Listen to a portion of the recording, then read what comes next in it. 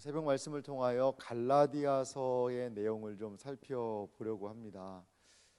우리가 신앙생활 하면서요, 그래도 좀 몇 가지 분명하게 이해해야 하는 주제들이 좀 있습니다. 신앙생활이 잘 자라나고, 그리고 어떤 신앙의 바른 신앙이 딱 정립하기 위해서 좀 반드시 좀 이해해야 되는, 조금 더 쉬운 말로 하면 공부해야 되는 주제가 있습니다. 그것은 무엇이냐면 율법과 복음과의 관계입니다. 이게 사실 좀 어렵거든요. 여러분 오늘 말씀 읽으셨지만, 그리고 우리가 1장부터 시작한 것도 아니고 갑자기 3장 10절이 이렇게 들어오니까 이게 무슨 말인가. 우리 영적인 전신갑주 한 주간 열심히 입었는데 갑자기 또 율법 하니까 머리 아프기 시작하고 그런 부분이 있을 거예요. 근데 신앙생활하면서 내가 율법과 복음에 대한 이해를 꼭 해야 되겠구나, 그것을 머릿속에 일단 한번 좀 담아두시기 바랍니다. 이 율법과 복음의 문제를 잘 다룬 것이 갈라디아서입니다. 물론 로마서 우리가 꼭 살펴보려고 그러는데요, 로마서 전체 내용도 이 복음의 내용이 무엇인지를 명확하게 하고 있죠. 그런데 오늘 이 갈라디아서 안에도 복음이 무엇인지, 또 율법과 복음이 어떻게 우리가 이해해야 할 것인지를 분명하게 해주고 있는 서신이 바로 갈라디아서입니다. 이 갈라디아서의 서신은, 이 갈라디아는 한 지역이 아니라 지방으로 보면 되거든요. 그 지방에 있는데요, 이 갈라디아 교회의 문제점들이 좀 몇 개 있었던 것 같아요. 이 갈라디아 편지인데요, 이 편지는 철저하게 이 갈라디아 교회에 있는 문제를 해결하기 위해 썼구나, 그걸 먼저 염두에 둘 필요가 있습니다. 그럼 갈라디아 교회에는 무슨 문제가 있었을까요? 이 할례에 대한 문제가 있었습니다. 뭐냐면 이방인들이 신앙생활을 하잖아요. 이 갈라디아 지방이 이방인 지역입니다. 유대 예루살렘 가까이 있는 그런 지역이 아니에요. 소아시아에 있는 지역인데요. 근데 이방인들이 신앙생활을 딱 이제 시작하고 나니까, 그러니까 유대인들이 와가지고 무슨 이야기를 하냐면, 그렇게 예수만 믿어가지고는 부족하다 이거죠. 부족하다. 그럼 어떻게 해야 되냐? 너희가 이 예수도 믿어야 되지만 율법을 좀 지켜야 된다.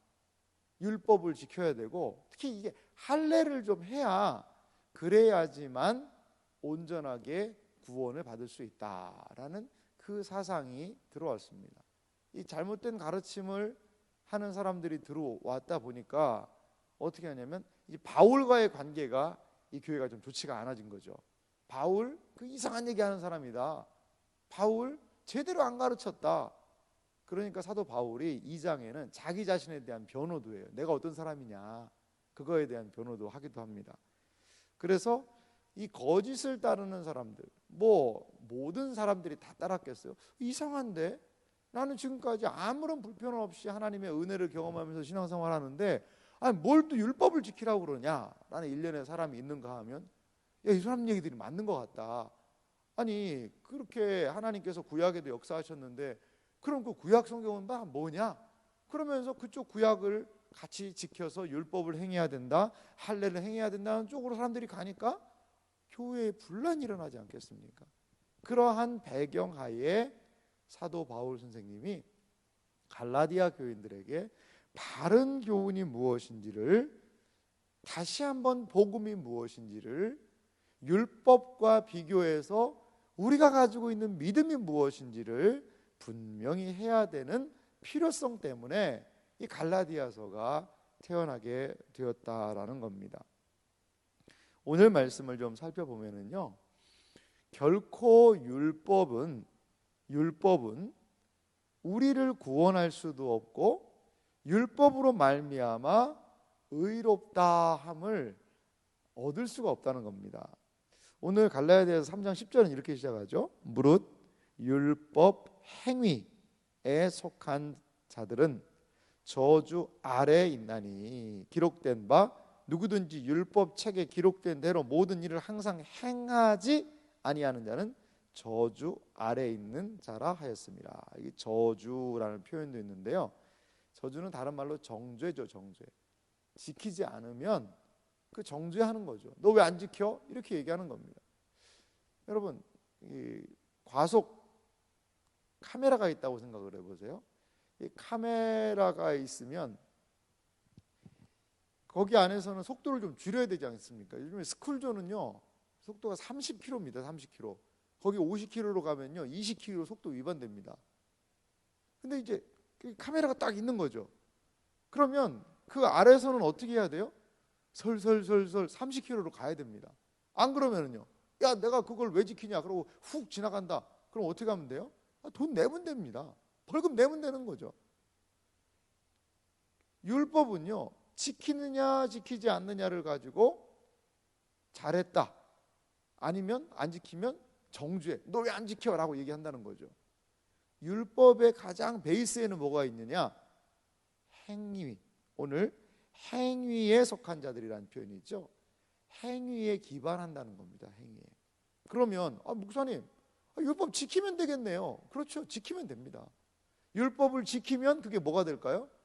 그게 의로움이 되는 겁니다. 율법을 지켜서 의인이 된다는 말이 맞아요. 율법을 지키면 의인이 된다니까요. 근데 뭐가 문제입니까? 11절 보세요. 또 하나님 앞에서 아무도 율법으로 말미암아 의롭게 되지 못할 것이 분명하니 의인은 믿음으로 살리라 하였습니다. 왜 율법으로 말미암아 의롭게 되지 못할까요? 아니 율법이 좋은 거고, 아니 과속 카메라가 있으면 30km로 이렇게 가면 되는 거고, 근데 이게 30km로 가야 된다는 걸 깜빡 잃어버린 거죠. 왜 다른 데는 다 50km인데 그냥 부주의하고 가다 보면 턱하니 이게 돈 내라는 게 날라오지 않습니까? 율법도 똑같아요. 어떤 사람 부주의해서 못 지켜요. 아이고 이거 지켜야 되는데 그럼 못 지키는 거예요. 그러면요 너 왜 율법 안 지켜? 라고 정죄하는 거고, 나는 몰랐는데요 라는 핑계가 안 되는 거죠. 경찰서 가가지고 아이고 제가 깜빡 잃어버렸습니다 그러면 네 벌금 내세요 그럴 거예요. 율법도 똑같다는 거죠. 율법을 지킨다는 것은 단순한 건데, 근데 율법을 지켜야 되는 것이 너무나도 많다는 거죠. 또 하나, 율법을 지키기에는 우리가요 너무나 많이 부패함이 있는 거예요. 어떤데 지키기 싫은 거예요. 여러분 안다고 다 지킵니까? 안다고 다 행합니까? 못한다는 거죠. 그래서 율법으로 말미암아 의롭게 되지 못한다라는 표현을 하고 있는 겁니다. 그렇습니다. 율법은 계속해서 이것을 지켜라, 이것을 행해라, 이것을 하지 마라 라는 것들로 꽉 차 있습니다. 그 모든 것들을 유대인들은, 특히 바리새인들은 다 지켜가지고 의로운 사람이 되려고 했어요. 그러면 율법을 지켜서요, 만약에 한번 가정을 해볼게요. 100가지가 있었는데요 100가지 다 지켰어요. 그러면 그 구원은 누가 이룬 건가요? 율법을 지킨 내가 이룬 거잖아요. 그래서 율법을 순종해서 지키려는 그것을 뭐라고 그러냐면 행위 구원이라고도 합니다. 행위 구원. 왜? 내가 다 해가지고 구원 받은 건데요. 그러면 거기에는 예수님 필요 없어요. 왜? 내가 이것도 지키고 이것도 지키고 이것도 지켜서 이렇게 구원 받은 거 아닙니까? 지금 갈라디아 교인들이 다시 행위 구원으로, 다시 그리스도께서 십자가에 죽으셔서 그 모든 정죄를 물리치신 율법으로 다시 돌아가고 있다는 거예요. 다시 돌아가고. 그게 문제라는 겁니다.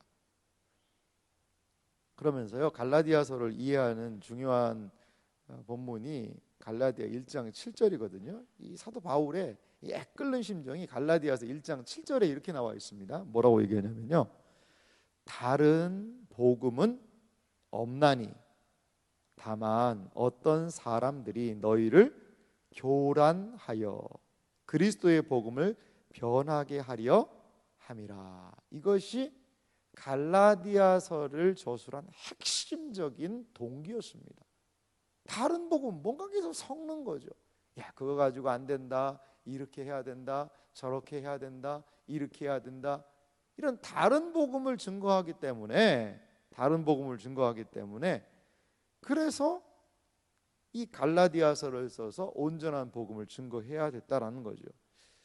그래서 이 사도 바울이요 갈라디아서 1장 8절 보면 엄청 센 표현을 합니다. 이렇게까지도 표현을 해요. 보세요. 그러나 우리나 혹은 하늘로부터 온 천사라도 우리가 너희에게 전한 복음 외에 다른 복음을 전하면 저주를 받을지어다. 천사가 날개 피고 와가지고 이것이 복음입니다 하고 하는데 우리랑 전한 것과 다르면 그 천사도 저주를 받아야 된다는 겁니다. 이런 복음에 대한 확신이 있었고요.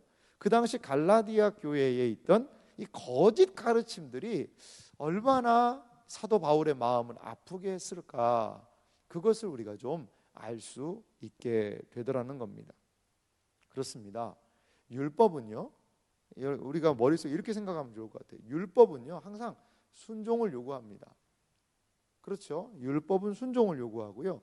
순종을 해야 그것을 의롭다라고 이야기를 하죠. 이런 구조가 있습니다. 율법, 순종, 그 다음에 의. 그런데 복음은 우리에게 뭘 주죠? 의를 줍니다. 의를 주는 거예요. 복음은요 무엇을 통하여서? 그냥 율법의 순종이 아니라 복음은요 무엇을 통하여서? 믿음을 통하여서 우리에게 무엇을요? 의를 준다는 거죠. 그래서 오직 의인은 믿음으로 말미암아 산다는 것이 여기서 나온 겁니다. 그래요. 율법은 끊임없이 우리에게 순종을 요구하고 하나만 지키면 되는 것이 아니라 이것도 지키고 저것도 지키고, 철로역정에 보면 이 크리스찬이 율법 산에 오르는 장면이 있습니다. 율법 산에. 그 율법을 다 지키고 그 산에 오른다는 것은 율법을 지킨다는 거거든요. 그러면은 의를 이룰 수가 있고 네 짐이 풀어질 것이다. 근데 율법 산에 오르는데 해라 하지 마라, 해라 하지 마라, 이런 것들이 막 너무 많이 있는 거예요. 그걸 하다가 지쳐나가 떨어져 버립니다. 그래서 결코 이것은 자신의 이 무거운 짐을, 죄의 짐을 해결할 수 없다는 것을 거기서 깨닫게 되죠. 그렇습니다.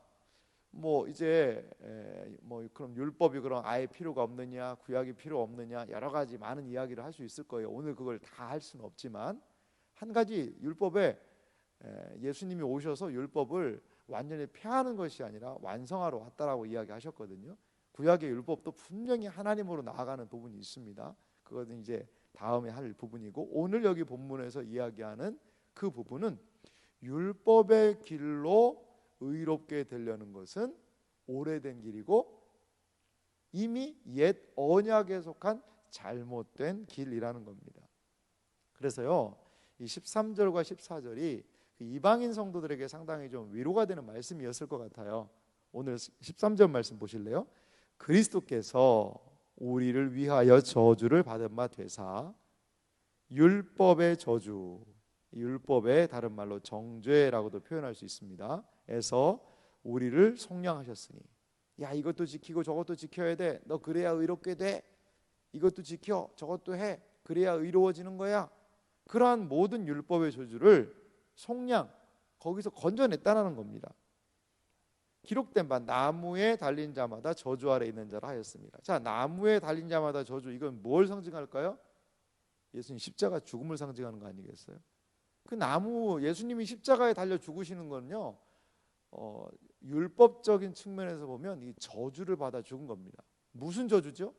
율법의 저주죠. 이걸 왜 안 지켰어? 안 지켰어? 너 이걸 불순종했어? 그럼 너 죽어야지. 그거예요. 간단합니다. 그래서 예수님은 그 율법이 막 정죄하는, 왜 이것도 안 지키고 이것도 안 지키고 이것도 안 지켰어? 그럼 너 죽어! 라는 그거를 예수님께서 십자가에서 그래 내가 죽을게 라고, 죄 없으신 분이 어떻게 해요? 대신, 항상 중요한 단어가 예수님의 십자가에는 대신이라는 단어입니다. 대신 그 모든 죄를, 그 율법의 정죄를 다 받아주신 겁니다. 다 이루었다라고 예수님 얘기하시잖아요. 그게 뭘 다 이루었다는 겁니까?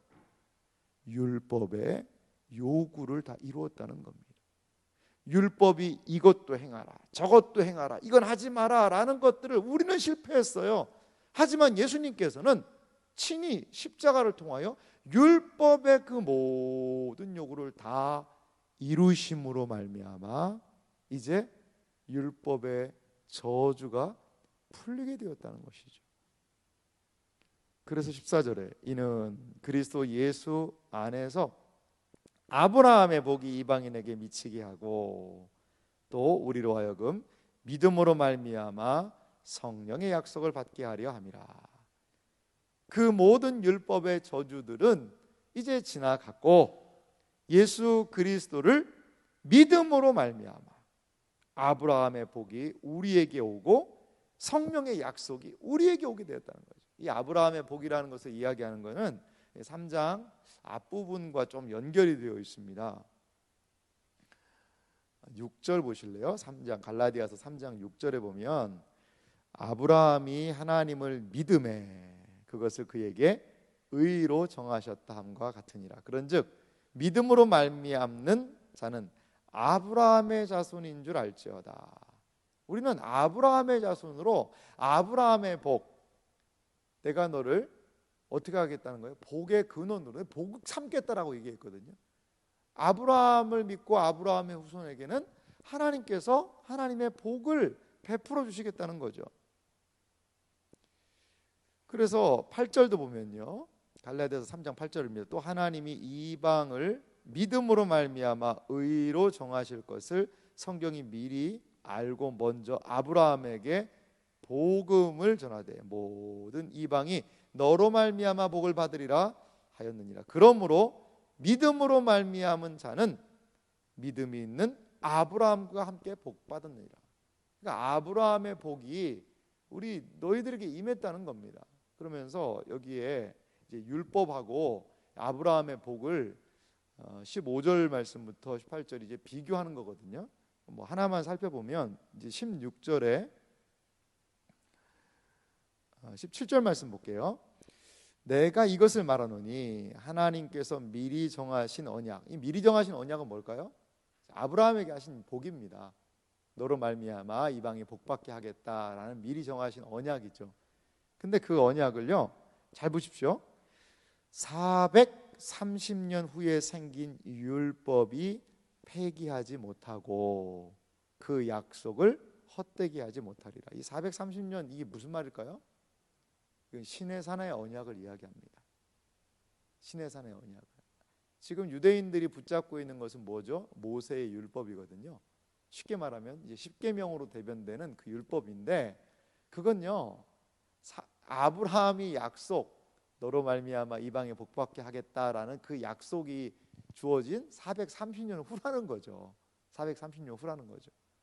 그러니까 430년 후에 더 늦게 이 율법을 받았는데, 아니 아브라함의 복에 동참한다고 하는데 그 율법 붙들고 있으면서 그거 지키면서 할례 받고 하면서 그거 하면서 그 아브라함의 복에 동참하게 한다는 것이 넌센스라는 겁니다.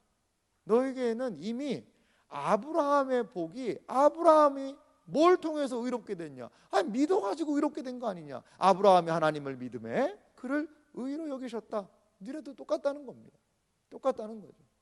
그런데 왜 율법을 끄집어 들여가지고 그 율법을 행하는 것으로 아브라함의 복을 받으려고 한다니까, 이게 사도가 보기에 이게 말이 안 된다는 겁니다. 구약 자체만으로도 그 유대인들도 자체 모순이 있다는 겁니다. 모순이 있다는 겁니다. 사랑하는 성도 여러분, 하나님의 말씀을요 온전히 아는 것이 좀 필요한 것 같아요. 하나님의 말씀을 알 때 점점 두려워지는 것이 아니고요, 복음 안에서 하나님을 알 때 거기에 자유가 있습니다. 복음 안에서 하나님을 알아야지 자유가 있는 겁니다. 갈라디아 교인들 있는데, 야 우리는 유대인이고 우리는 구약도 알고 이 예수 그리스도를 믿고 다 알았는데, 우리는 할례도 받고 음식법도 이렇게 해서 하는데 니들은 그냥 예수만 딸랑 믿는다고 구원받고, 야 이게 뭐가 안 맞지 않겠냐? 잘 생각해봐라. 우리같이 할례를 니네도 받아야 되는 거고, 그 할례는 구약적인 근거도 있는 거고, 율법에서 할례를 만지 8일 만에 하라는 얘기도 있고, 니네도 지켜야 되지 않겠냐? 솔깃한 거죠. 그리고 그렇게 돼야 될 것 같은 거죠. 이 귀가 얇으면 안 됩니다. 이 진리를 모르면 늘 흐리게 되어 있습니다. 지금 바울 사도는 무엇을 얘기하냐? 그리스도께서 그 구약의 모든 저주를 위에서 죽으셨는데, 왜 거기로 다시 돌아가려고 그러느냐? 그건 아니다. 오히려 아브라함의 복이 구약의 율법과 이게 상관없을 수 있다는 거죠. 물론 연장선상에 분명히 있어요. 발전선상에 분명히 있습니다. 뭐 나중에 한번 다루겠습니다만, 그런데 객관적으로 딱 듣고 봐도 하나님께서 아브라함에게 복 주겠다라고 하면 그게 끝 아니냐 이거죠. 그 아브라함의 복이 우리에게 임했는데 율법을 행해서 왜 그쪽으로 가려고 그러느냐? 그 길은 잘못된 길이다. 그것을 오늘 성경을 통하여 우리에게 또한 갈라디아 교인들에게 말씀해 주고 있다는 것입니다. 그러면 율법은 과연 무엇일까요? 율법의 그런 의미는 뭐냐 이거죠. 그거는 내일 다시 한번 알아보도록 하겠습니다. 함께 기도하겠습니다.